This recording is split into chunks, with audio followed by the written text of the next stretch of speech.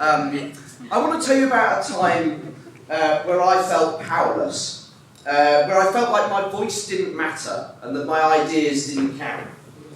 That kind of feeling deep down inside of me where I felt kind of a real sense of insignificance, that I was no more than a number on a spreadsheet. That was me, aged 14, in the state school system.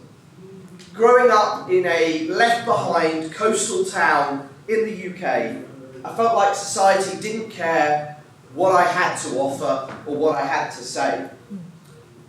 And I felt like my education experience was more about conforming than it was about being seen. I remember feeling so frustrated that I was part of an education system that was obsessed with a grade on a piece of paper rather than what I could offer the world and what I had to offer as a human being.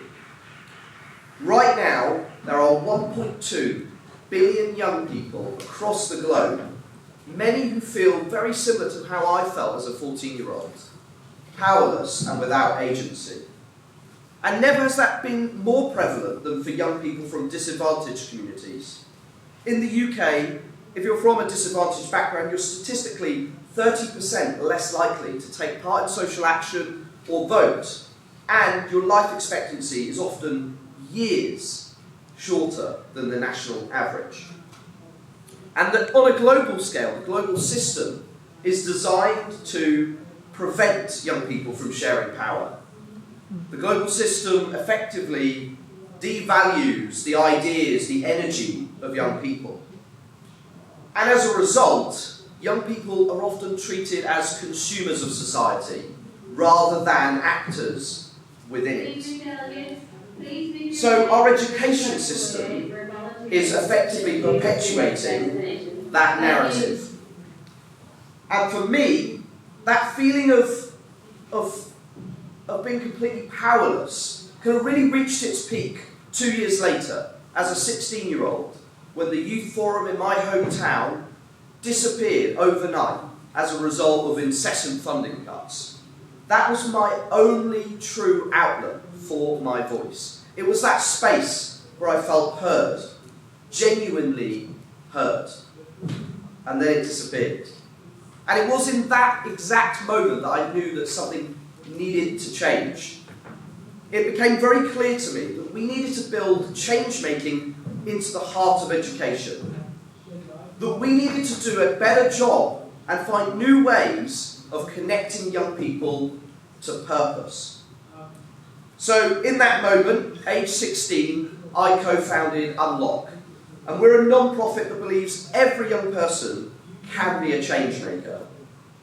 We convinced our local college to convert an old storage cupboard into our HQ, and we got to work building game-changing new education programs that developed young people's sense of agency, their confidence. We connected them to purpose, and we gave them the skills they needed to thrive. So we deliver uniquely inspiring events, courses, and programs in schools, in colleges, and in communities all across the UK and now across Europe, so that young people can view how they can be a change maker in their own life and in the lives of others. So from students as young as 10 years old, building social enterprises in their primary schools, to young people aged 17 building social campaigns through our leadership academies in colleges, we're building a pipeline of opportunity for young change makers from early stages right the way through to adulthood.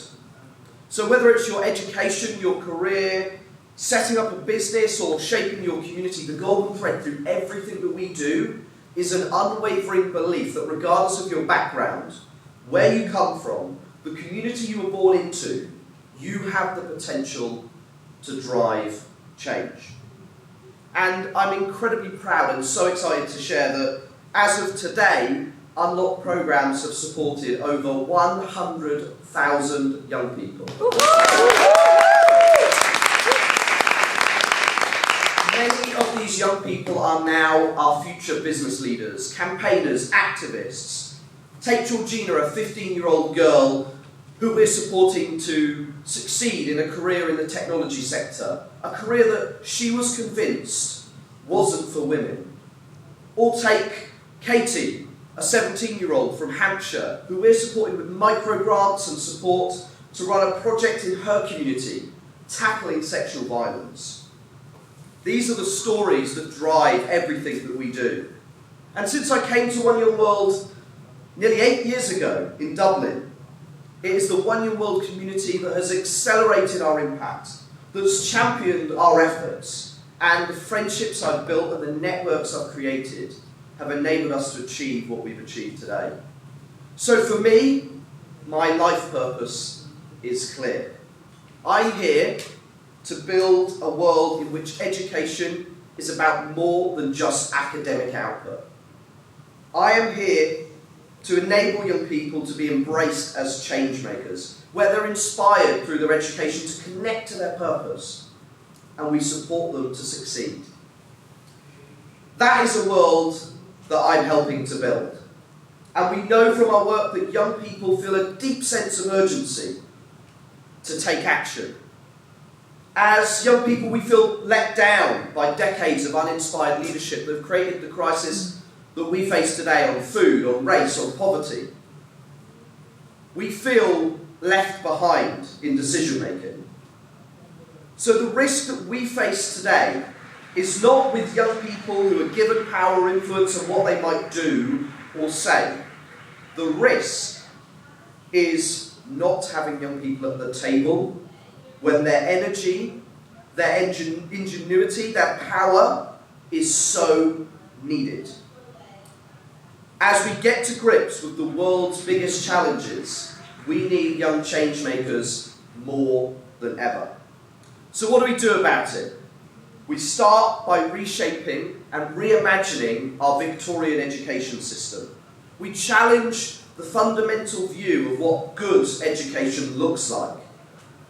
We start by embedding the principle that every young person has the potential to be a change maker. And we create space to connect young people to purpose. They are not just a grade on a piece of paper.